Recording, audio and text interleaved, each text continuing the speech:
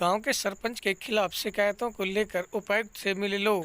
नूंह जिले में प्रशासन व सरकार द्वारा शिकायत न सुनने से लोग परेशान हैं। बता दें कि मेवात का प्रशासन लोगों की जन समस्याओं को सुनने को राजी नहीं है। निचले स्तर से लेकर डिस्ट्रिक्ट लेवल तक मेवात के लोगों की अधिकारी नहीं सुन रहे हैं। इसी कड़ी में गांव बाबूपुर के लोग पिछले 4-5 सालों से लगातार गांव की समस्याओं को लेकर प्रशासन के चक्कर काट रहे हैं। गांव के ही रहने वाले अहमदीन व रईस ने बताया कि वह गांव के सरपंच के कार्यों में घपलाबाजी, गबन व धांधली की समस्याओं को लेकर पिछले 4-5 सालों से लगातार गांव के सैकड़ों लोगों को साथ लेकर बीडीपीओ दफ्तर से लेकर डीडीपीओ, एडीसी व डीसी तक गुहार लगा चुके हैं, लेकिन कोई सुनवाई नहीं हो रही है। इसके बाद वे स्टेट लेवल पर भी सीएम विंडो सहित सभी मंत्रियों व अधिकारियों तक शिकायत कर चुके हैं। उन्होंने आज सैकड़ों की संख्या में शिकायतें दिखाते हुए अपने गांव की समस्याओं को लेकर नवनियुक्त उपायुक्त के सामने भी रखा और मीडिया से रूबरू होकर अपनी सभी समस्याओं को विस्तार पूर्वक बताया। उन्होंने कहा कि पहले उपायुक्त अपने कार्यालयों में व गांवों में भी खुला दरबार लगाते थे। यही नहीं, अधिकारी अपने स्तर पर सभी शिकायतों का निवारण करते थे, लेकिन अब शिकायतें देने के बाद भी अधिकारी कोई कार्रवाई नहीं करते। उन्होंने बताया कि शिकायत करने के बाद भी पता नहीं चलता कि शिकायत का क्या हुआ है और शिकायतकर्ता मन मारकर घर बैठ जाता है, जिससे लोगों का सरकार से भरोसा उठ रहा है। उन्होंने प्रदेश के मुख्यमंत्री व प्रधानमंत्री से मांग की है कि मेवात की जनता के साथ न्याय किया जाए। साथ ही मांग की है कि जिले में जनता की समस्याओं को सुनने के लिए खुला दरबार लगाना चालू किया जाए।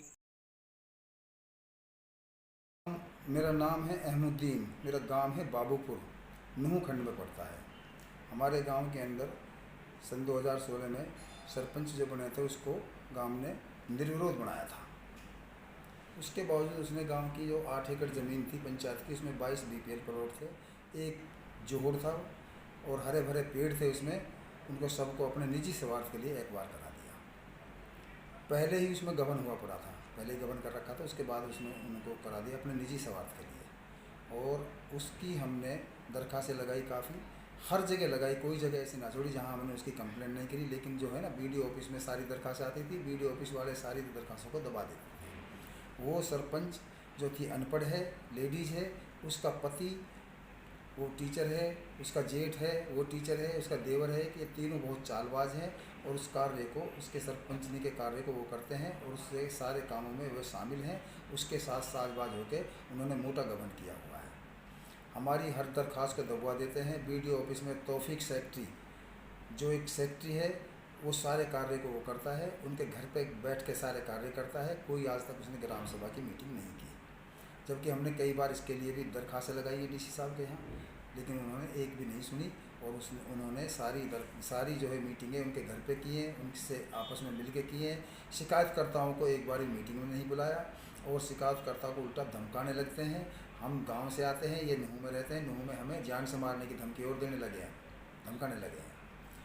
और हमें 5 साल हो गए हैं, लेकिन 5 साल में हमने कोई जगह ऐसी नहीं छोड़ी। लोक आयुक्त चंडीगढ़, अपना डायरेक्ट पंचायत, रोहतक विजिलेंस, कोई जगह हमने ऐसी नहीं छोड़ी जहाँ पे हमने दरखास्तें ना लगाई। लेकिन जो भी दरखास्तें आती हैं वो बीडीओ ऑफिस में आती हैं। बीडीओ ऑफिस वाले ये कहते हैं, एक रिटायर्ड सेक्रेटरी मदीन है, एक तौफीक सेक्रेटरी, जो भी दरखास्त आएंगी हमारे पास आएंगी, जो कुछ करना है हमें करना है, तुम सरपंच का कुछ नहीं बिगाड़ सकते। और उन्होंने इसमें इतना मोटा गबन होने के बावजूद आज तक किसी भी अधिकारी ने कोई इसकी इंक्वायरी नहीं की, क्योंकि सरपंच ने आज तक किसी को रिकॉर्ड ही नहीं दिया। रिकॉर्ड के बगैर इंक्वायरी कैसे हो जाएगी? और इनके सर्च वारंट तक निकल गए, सर्च वारंट निकलने के बावजूद भी रिकॉर्ड नहीं दिया। सारी घोटालेबाजी हो रही है, सारे मिलके कर रहे हैं, सारे इसमें साजबाज हैं, ऊपर से लेके नीचे तक सारे इसमें मिले हुए हैं। शुरू में गांव के जितने भी आदमी थे, कम से कम गांव से 100-150 आदमी आते थे, 100 आदमी कम से कम आते थे। लेकिन उसके बाद में फिर 80 आने लग गए, फिर 50 आने लग गए, फिर 30, फिर 20, फिर 10। आज हम सिर्फ 2 आदमी रह गए, क्योंकि ग्रामवासियों का प्रशासन पे से विश्वास उठ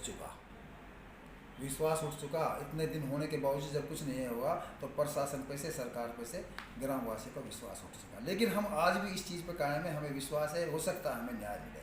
आज हम डीसी साहब से मिले, डीसी साहब को हमने दरखास्तें दी हैं और डीसी साहब को भी हमने सारी बातें बताई हैं।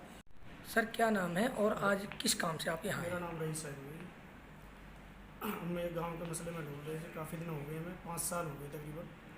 अब हम जो नए डीसी साहब आए हैं उनसे मिले हैं।